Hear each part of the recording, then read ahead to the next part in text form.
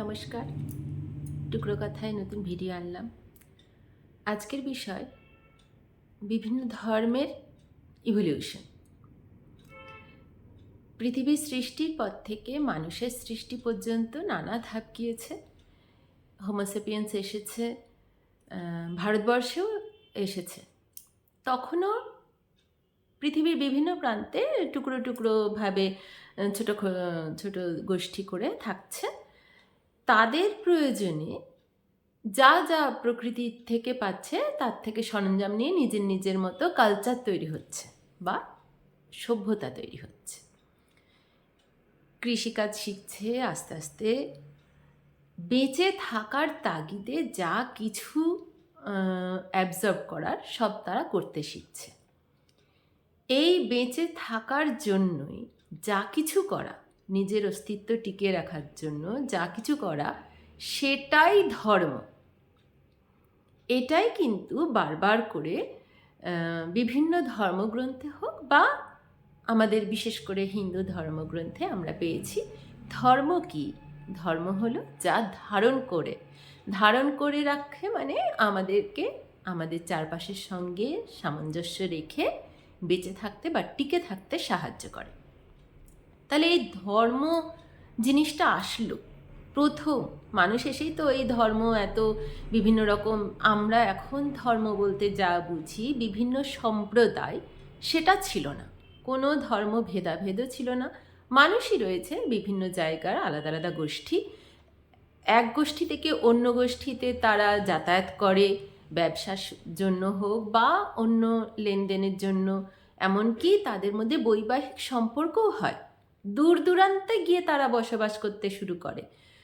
কেউ আবার ফিরে আসে, কেউ আবার আসেও না।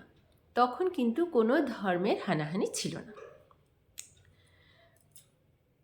যদি আমরা রামায়ণের যুগের ধরি, তখন কোনো মন্দিরের উল্লেখ আমরা রামায়ণে তখনও পাইনি। আমরা উল্লেখ বলছি কারণ যেই সমস্ত লেখাতে হোক বা স্থাপত্য ভাস্কর্য থেকে হোক বা আর্কিওলজিক্যাল সার্ভের মাধ্যমে হোক পেয়েছি, তার উপর ডিপেন্ড করে এখনো পর্যন্ত আমরা যেটুকু জানতে পেরেছি সেইটুকু নিয়ে আলোচনা করছি। রামায়ণের যুগের কোনো মন্দির বা দেবতা পুজো আমরা তখনও পাইনি। তখন কি ছিল? সমাজে এরকম শ্রেণীবিভাগ ছিল, ব্রাহ্মণ, ক্ষত্রিয়, বৈশ্য, শূদ্র। তাহলে শ্রেণী বিভাগ মানে ব্রাহ্মণের ছেলে ব্রাহ্মণই হবে, ক্ষত্রিয়র ছেলে ক্ষত্রিয় হবে, এরকম কিন্তু নয়। বংশ অনুযায়ী মানে জন্মগতভাবে কারোর বর্ণটা নির্ধারিত হতো না। কিভাবে হতো? কর্ম অনুযায়ী। এক শ্রেণীর মানুষ যারা প্রচণ্ড শক্তিশালী, সকলকে রক্ষা করতে সক্ষম, তারা সকলকে প্রোটেকশন দিয়েছে, রাজত্ব করেছে, তাই তারা ক্ষত্রিয়। এবার তাদের যদি সন্তানেরা অযোগ্য হয়, অযোগ্য বলতে এই প্রোটেকশন দেওয়ার কাজে অযোগ্য হয়, তাহলে তারা ক্ষত্রিয় হবে না, অন্য কেউ সেই কাজটা করবে, তখন তারা ক্ষত্রিয় হিসেবে পরিচিত হবে। রাজার প্রয়োজনীয়তাই এসেছিল গোষ্ঠীকে বা সমাজকে রক্ষা করার জন্য।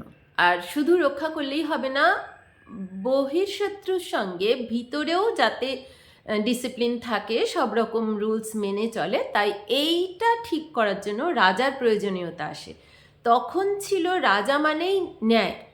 রাজা এমনই হতে হবে যার মধ্যে কোনো দোষ ত্রুটি থাকবে না, সব দিক দিয়ে মানে রাজা দেবতার তুল্য। এই রকম সম্মান শুধু সবাই পেয়ে দেবে তা না, সেইটার যোগ্যও হতে হবে রাজাকে। তার জন্যই রাজার যেই ছেলেগুলো অযোগ্য তাদেরকে রাজা, সে যদি বড় ছেলে হয় তবুও তাকে রাজা করা হবে না।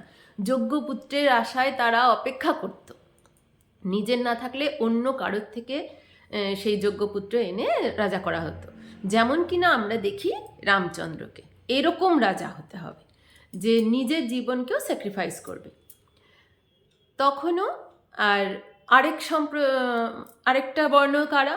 যারা ব্যবসা বাণিজ্য করবে, দেশের বা সকলের অর্থনৈতিক দিকটাকে কাঠামোকে মজবুত করবে, এরা বৈশ্য।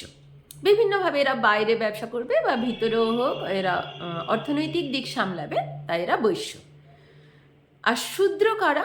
যারা এই সকলকে সেবা মানে গা হাত টিপে দিচ্ছে, তাদের নোংরা আবর্জনা পরিষ্কার করছে, এমন নয়। কিন্তু ধরুন কোনো একটা অফিসে হেড কেউ রয়েছে, সে সমস্ত কিছু ব্যবসা বাণিজ্যের সমস্তটা দেখছে, সে যদি বৈশ্য হয়, তার আন্ডারে তো কত কর্মচারী কাজ করছে, কেউ কিন্তু সেই হেড অফ দ্য ডিপার্টমেন্টের গিয়ে গা হাত টিপে দিচ্ছে না, কাপড় কেচে দিচ্ছে না, তার আন্ডারে থেকে কাজ করছে, তারাও কিন্তু শূদ্রই হচ্ছে। এই মানে আমি একটা উদাহরণ দিচ্ছি আর কি, কর্ম অনুযায়ী শূদ্র কারা। তাহলে এই সমস্ত প্রজাতির যারা এদেরকে যারা সার্ভ করবে তারা শূদ্র। সব রকমের কাজ আছে তাতে। ধরুন কোথাও যাগযজ্ঞ হচ্ছে, তাহলে সেই পুজো আর্চার জন্য ব্যবস্থা করা, আয়োজন করা, এগুলোও শূদ্ররা করে। এমন নয় যে শূদ্র মানে অচ্ছুত, তারা ওইগুলো কিছু ধরবে না, তারাও আর ওইখানে থাকছে, শুনছে, যাগযজ্ঞ হচ্ছে, তারাও এই ব্যাপারগুলো সম্বন্ধে ওয়াকিবহাল, তাদেরও মন্ত্রোচ্চারণ শেখা হয়ে যাচ্ছে, জানা হয়েছে। কান তো তুলো বন্ধ করে নেই, চোখও ঠুলিয়ে টেনেই, তাই তারা এই সমস্ত কিছুর জ্ঞান অর্জন করছে, কিন্তু তারা এই আয়োজনে ডাইরেক্ট অংশগ্রহণ করছে, তারা শূদ্র। আর বাকি থাকলো একটা বর্ণের নাম আমি বললামই না, সেটা হচ্ছে ব্রাহ্মণ। ব্রাহ্মণ কারা? যারা অর্থের দিকে নয়, শুধুমাত্র জ্ঞান পিপাসু, তাদের এত জ্ঞানের পিছনে তারা ধাবিত হয়, তাই শুধু এই রাজ্য, সমাজ, জাতি, কুল নয়, বিশ্ব ব্রহ্মাণ্ড ছাড়িয়েও তাদের জ্ঞান কোথা থেকে আহরণ করবে, সেই পিপাসায় তারা জ্ঞান আহরণের জন্যই সারা জীবন নিজেদের জীবনকে বিসর্জন করেছে, তারা ব্রাহ্মণ।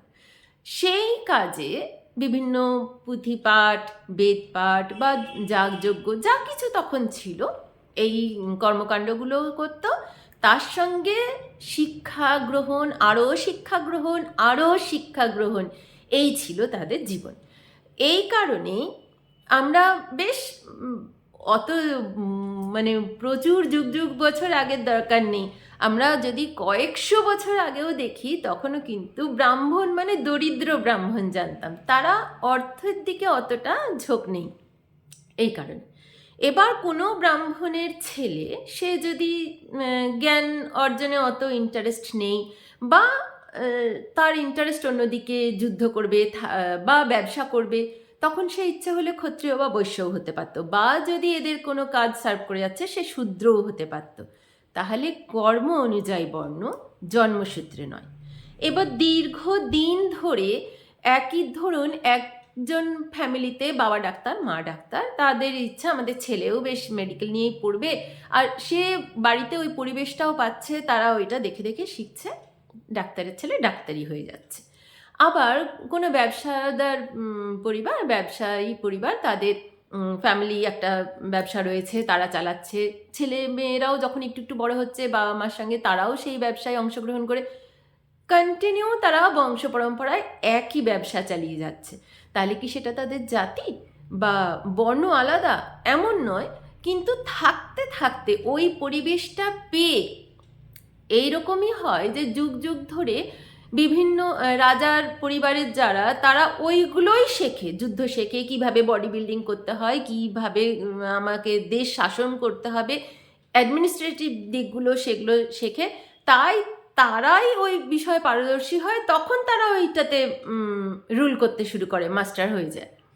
সেই রকমই এইভাবে প্রত্যেকটা বর্ণের মানুষ একই কাজ পরপর জেনারেশন করতে করতে, তখন আস্তে আস্তে বহু যুগে এটা বংশ পরম্পরায় বর্ণটা ডিভাইড হতে শুরু করে। এই বংশ পরম্পরায় আসতে অনেক অনেক যুগ গিয়েছে।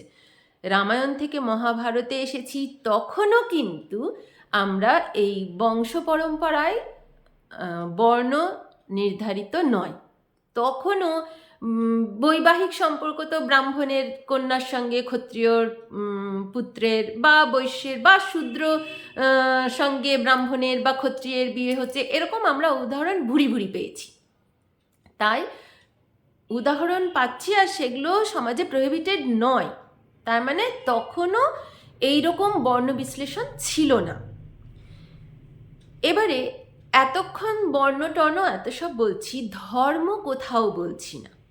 একমাত্র আমরা ধর্মের ডেফিনিশন আমাদের মহাভারত রামায়ণে যা পেয়েছি, যে ধর্ম হচ্ছে তাই যা কিনা ধারণ করে রাখে আমাদের সমাজ, আমাদেরকে বৃদ্ধি, যা সমাজে বেঁচে বেড়ে থাকার জন্য যা কিছু করণীয় তাই ধর্ম। মানে এই যে আমরা গাছকে যত্ন করব, সেই গাছ থেকে খাবার পাবো, ওটা গাছের ধর্ম আমাদেরকে খাবার দেবে। আমাদের ধর্ম গাছকে যত্ন করব, বা পৃথিবীতে আমরা কিভাবে থাকব, প্রত্যেকটা জিনিসকে যে সম্মান দিচ্ছি, এটা আমাদের বাবা মার প্রতি কীরকম কর্তব্য, মানে জাস্ট কর্তব্যটাই হচ্ছে ধর্ম। একজন রাজা হিসেবে কি কি ডিউটি, তাহলে সেটাই তার রাজধর্ম। একজন মায়ের তার সন্তানের প্রতি কি কি কর্তব্য বা ডিউটি, সেটা তার মাতৃধর্ম। তাহলে ডিউটি, এটাকেই আমরা যেন ডিফাইন করছি ধর্ম বলে, এটা তার ধর্ম, সে এই কাজটা করবে। এবার রাজা যখন, সে আমাদের রক্ষা করার জন্য যা কিছু করা, যদি সেটা পার্সোনালি হয়, কোনো একটা রাজার একটা ছেলে, সে যদি বিপদচারিত হয়ে খুব মানে বাজে কোনো কাজ, অসামাজিক কাজ করছে, প্রজাদেরকে অত্যাচার করছে, তখন রাজার পিতৃধর্ম ছেলেকে বাঁচানো সেটা না করে, তার থেকে যেটা গ্রেটার, রাজধর্ম পালন করার জন্য নিজের ছেলেকে পানিশ করবে। এইটা হচ্ছে রাজার ধর্ম। তার মানে রাজার, আমরা এখন তাই করি, কোনো একটা নেতার বা মন্ত্রীর যদি ছেলে বা মেয়ে কোনো বাজে কাজ করে, তখন আমরা এটাই আশা করি যে সে তার নিজের পিতা ধর্মকে সরিয়ে রেখে, আমরা যেহেতু তাকে নেতা হিসেবে চুজ করেছি, তাই সেই রাজধর্মটা সে পালন করবে, তাই সে নিজের ছেলেকেও শাস্তি দেবে। এবার সে যাই করুক, কিন্তু আমাদের আশা কিন্তু সেটাই, আমরা এটাই চাই যে রাজধর্মটা আগে পালন করবে। তাহলে কোন ধর্ম আগে পালন করবে, মানে কোন ডিউটিটা আগে রাখবে প্রায়োরিটি দিয়ে, সেটা বিচার সাপেক্ষ। কিন্তু ধর্ম এতক্ষণ আমরা ডেফিনিশন দিচ্ছি তাই, যা কিনা করতে হবে আমাদের নিজেদেরকে বেঁচে থাকার জন্য, সমাজে এগিয়ে যাওয়ার জন্য। এখনো পর্যন্ত হিন্দু ধর্ম বা কোনো নাম দিয়ে ধর্ম কিন্তু আসেনি। প্রথম মহাভারতের যুগে আমরা মন্দিরের উল্লেখ পাই। এই যে জ্ঞান অর্জনের জন্য বিভিন্ন যাগযজ্ঞ, এইসব কিন্তু আমরা উল্লেখ পেয়েছি, রামায়ণ মহাভারতে পেয়েছি। তারা যাগযজ্ঞ করত, হোম ইত্যাদি কর্মকাণ্ড করত, বেশ অনেক পুঁথি পাঠ করত। মানে লিখিত পুঁথির থেকেও তখন ছিল মৌখিক, মুখে মুখে বলি, একজন আরেকজনের থেকে শুনে শুনে মনে রাখতো। এর একটা দারুণ ফলও রয়েছে। আমরা ছোটবেলায় যে ছড়াগুলো, কবিতাগুলো পড়েছি, এখনো পর্যন্ত মনে রয়েছে। এখন বাচ্চাদের কবিতা পড়তে লাগে না, কবিতা থেকে নাকি প্রশ্ন আসে, কবিতা মুখস্থ, তার জন্য পরপর পংক্তিগুলো তাদের মনে থাকে না। স্মৃতিতে রাখা খুব সহজ হয়, বানান টানান হয়তো আমি অত শিখলাম না, সব জানলাম না, কিন্তু বড় বড় কবিতা মুখস্থ থেকে যায় শুনতে শুনতে, বলতে বলতে। তাই যাতে এই ধর্মের শ্লোকগুলোর কোনো পরিবর্তন না আসে, বা তখন লিপি সৃষ্টি হয়নি, এরকম বিভিন্ন কারণে তখন মুখে মুখে গুরুর থেকে শিষ্যে এগুলো ট্রান্সলেট হতো। এরপর বৈদিক যুগে প্রথম লিখিত আকারে পাওয়া যায়। এর আগেও পাওয়া গিয়েছে বিভিন্ন জায়গায়, যেরকম মিশরীয় সভ্যতায় কিছু এরকম ধর্ম সম্বন্ধে লেখা, টুকটাক লেখা, কিন্তু ধর্মগ্রন্থ হিসেবে মানে হিউজ অনেকগুলো একসঙ্গে সংকলিতভাবে পাওয়া যায়নি। প্রথম পাওয়া গিয়েছে যা, তা হলো আমাদের এই বৈদিক যুগের ঋগ্বেদ। ঋগ্বেদ আনুমানিক 1500 খ্রিস্টপূর্বাব্দে রচিত। মানে লেখা যে পাওয়া গিয়েছে তার মধ্যে 1500 খ্রিস্টপূর্বাব্দ থেকে 1000 খ্রিস্টপূর্বাব্দের মধ্যে ঋগ্বেদ, যজুর্বেদ, সামবেদ এগুলো, আর লাস্টের 1000 থেকে 500 খ্রিস্টপূর্বাব্দের মধ্যে অথর্ববেদ এই সময়ে রচিত হয়েছে।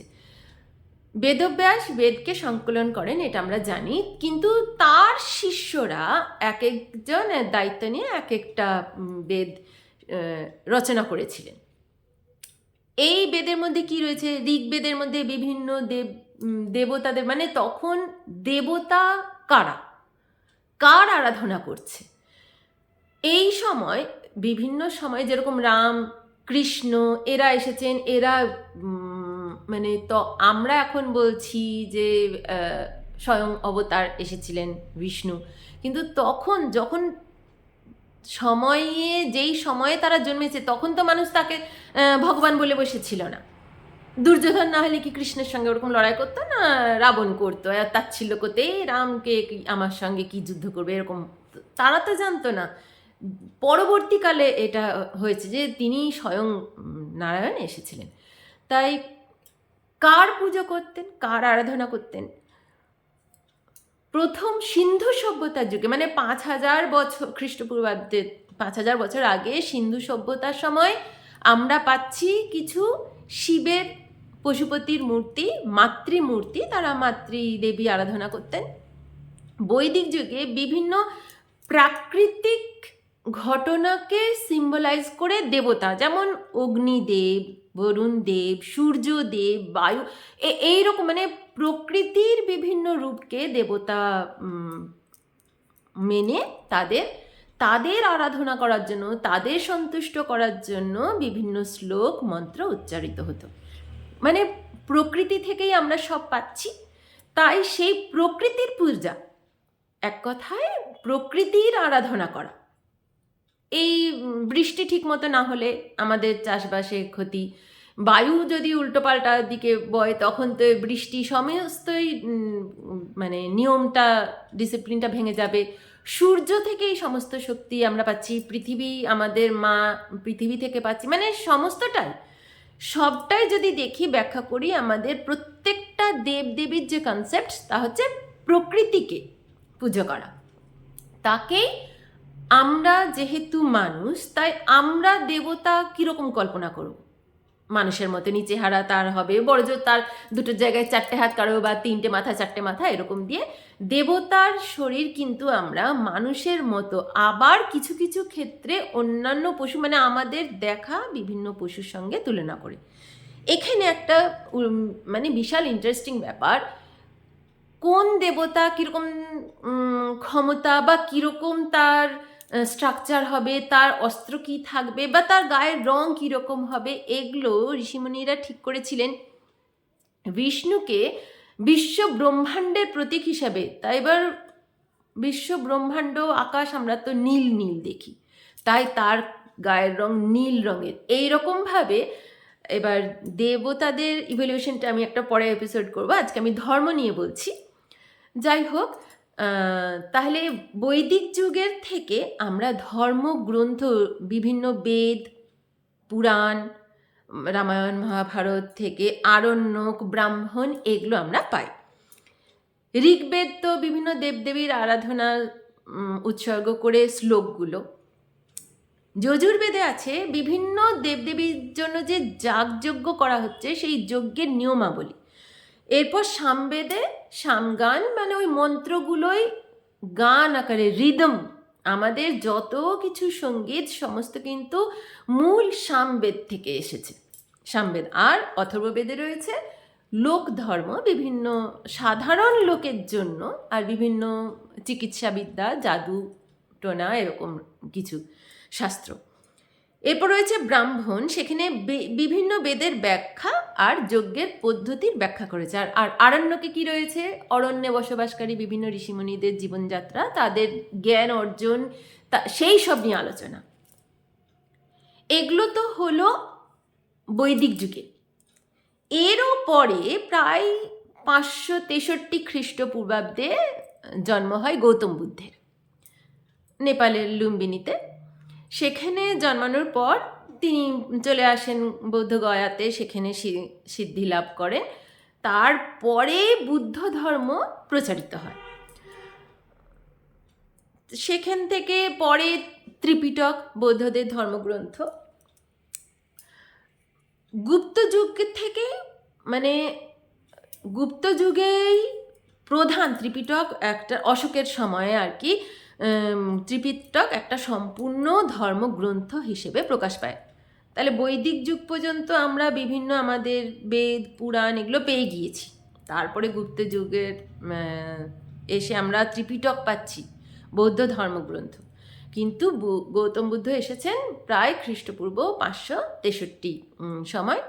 তখন থেকেই বৌদ্ধ ধর্ম মানে গৌতম বুদ্ধ তার সিদ্ধি লাভ করার পর থেকে বৌদ্ধ ধর্ম ছড়াতে থাকে। গুপ্ত যুগে চারিদিকে বিভিন্ন বৌদ্ধ মন্দিরগুলো প্রতিষ্ঠা হচ্ছে।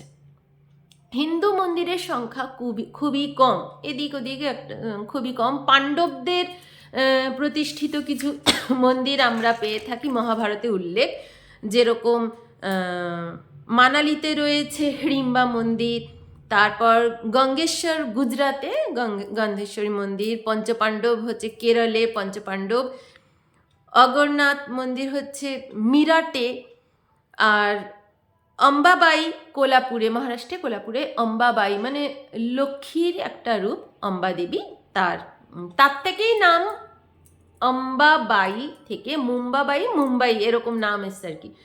যাই হোক, এগুলো মনে করা হয় পাণ্ডবদের দ্বারা প্রতিষ্ঠিত মন্দির। সেই এত যুগ পরেও তার কিছু অবশেষ কিছু পাওয়া যায়নি। পরবর্তীকালে এগুলো আবার নতুন করে তৈরি হয়েছে। তাও সেই বিভিন্ন আমাদের যে 12টা জ্যোতির্লিঙ্গের মন্দির, সেই সমস্তই তৈরি হয়েছে এই প্রথম শতাব্দী থেকে 6ষ্ঠ শতাব্দী 8ম শতাব্দী। এই সময় গুপ্ত যুগে তো প্রচুর এই সময় চোল রাজা, পাল রাজা, পল্লব রাজা, গুপ্ত রাজা এরা বিভিন্ন মন্দিরে পৃষ্ঠপোষকতার অংশগ্রহণ করেন বলে বড় বড় মন্দির এই সময় তৈরি হয়। এই সময় বৌদ্ধ ধর্ম চারিদিকে প্রচলিত হয়। বাইরে থেকে শখ-হুন এরা প্রবেশ করতে থাকে, তাই তখন নিজেদের পুরনো রীতিনীতি, ধর্ম, আচরণ এগুলোকে ধরে রাখার একটা তাগিদে তার কেন্দ্রবিন্দু হিসেবে এই মন্দিরগুলো প্রতিষ্ঠা হয়, বড় বড় মন্দিরগুলো। আর এমন জায়গাতেই বিশেষ মন্দিরগুলো দেখা যায় খুব দুর্গম জায়গায়, কারণ যেখানে সাধারণ মানুষ অত আনাগোনা নেই, যারা এইসব নিয়েই ধর্মাচরণ নিয়ে বা জ্ঞান পিপাসু, জ্ঞান অর্জনের জন্য তাদের জীবন অতিবাহিত করতে চায়, তারা ওইসব মন্দিরে নিরিবিলিতে গিয়ে তাদের কাজ করতে পারবে। তাই সেই কারণেই ওই রকম সমস্ত জায়গায় বড় বড় মন্দিরগুলো তৈরি হয়েছে। এরপর আসি বৌদ্ধ ধর্ম, হিন্দু ধর্ম হলো, বৌদ্ধ ধর্ম হলো। তারপর প্রথম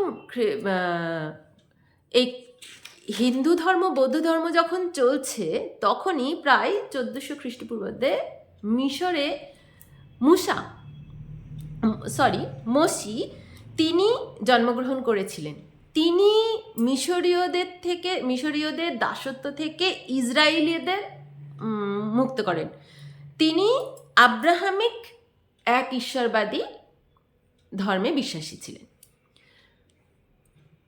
এই যে তার দেখানো পথ অনুযায়ী সেখান থেকেই ইহুদি ধর্ম বিস্তারিত হয়।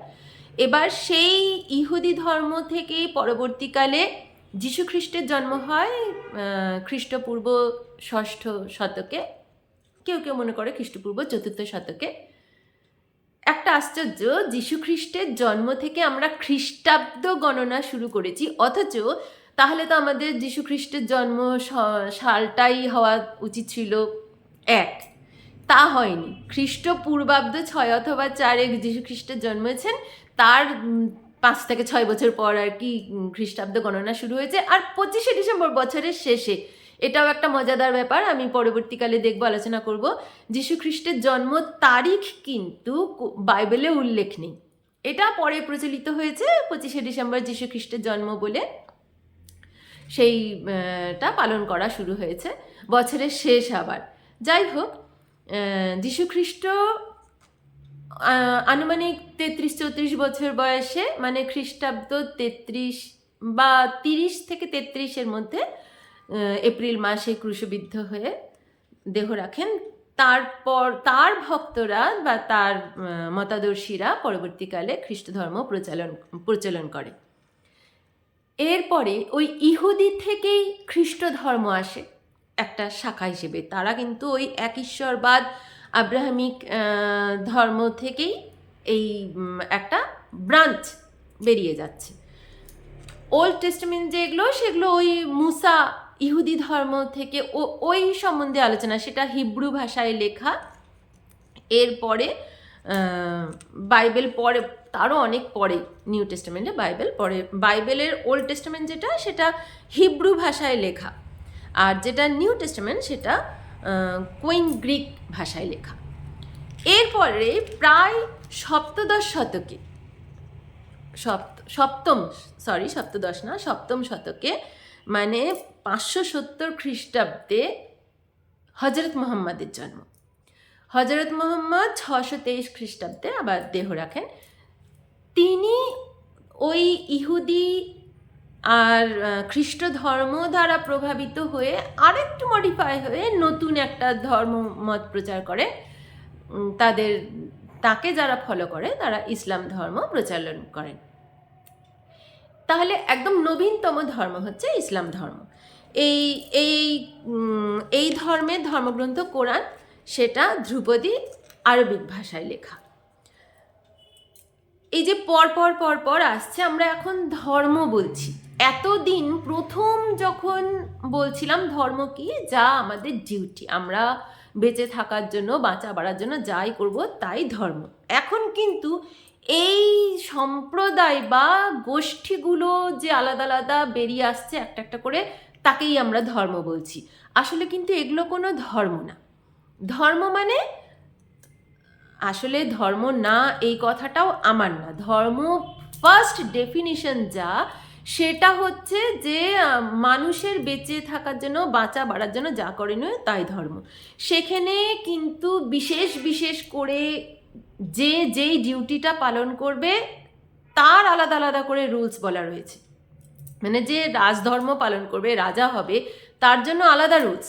যে জ্ঞান অর্জন করবে, পড়াশোনা করবে, পণ্ডিত হবে, তার জন্য আলাদা রুলস। তার জীবনে এত স্যাক্রিফাইস, তার খাবার দিকে স্যাক্রিফাইস, পোশাক আশাক, সে বেশি পয়সা রাখতে পারবে না, নানা রকমের। মানে যে এই জ্ঞানের রাস্তায় যাবে তার জীবন সব থেকে কঠিন।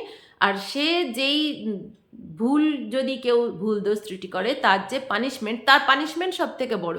আর যারা এই ডিউটি করে না, তার পানিশমেন্ট সব থেকে ছোট। মানে আমি বলতে চাইছি, যদি কোনো শূদ্র কোনো সমাজে যেগুলো প্রহিবিটেড এরকম কোনো কাজ করে, তার যা শাস্তি হবে, তার থেকে একজন যদি ব্রাহ্মণ করে, তার শাস্তি বহুগুণে বেশি হবে। কারণ তার জ্ঞান বেশি, তার সম্মান বেশি, সে ওইটা করতে নেই জানে। এইরকম জেনে সে যদি কোনো দোষ করে, তার শাস্তি সব থেকে বেশি।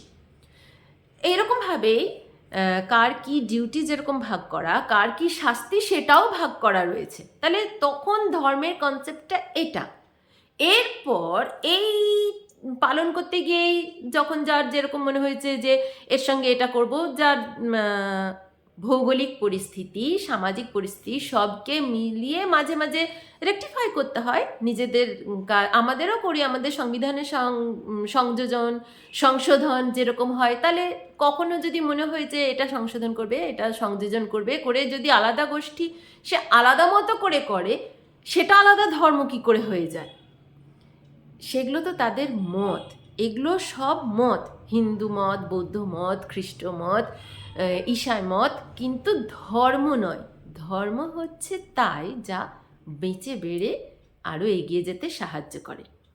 তাহলে ধর্মের ইভলিউশনে আজকে আমরা এমন জায়গায় এসে পৌঁছেছি যেখানে আর মানুষের কর্মকাণ্ড যেগুলো সমাজকে এগিয়ে নিয়ে যেতে সাহায্য করে, এগুলোকে আর ধর্ম আমরা বলি না।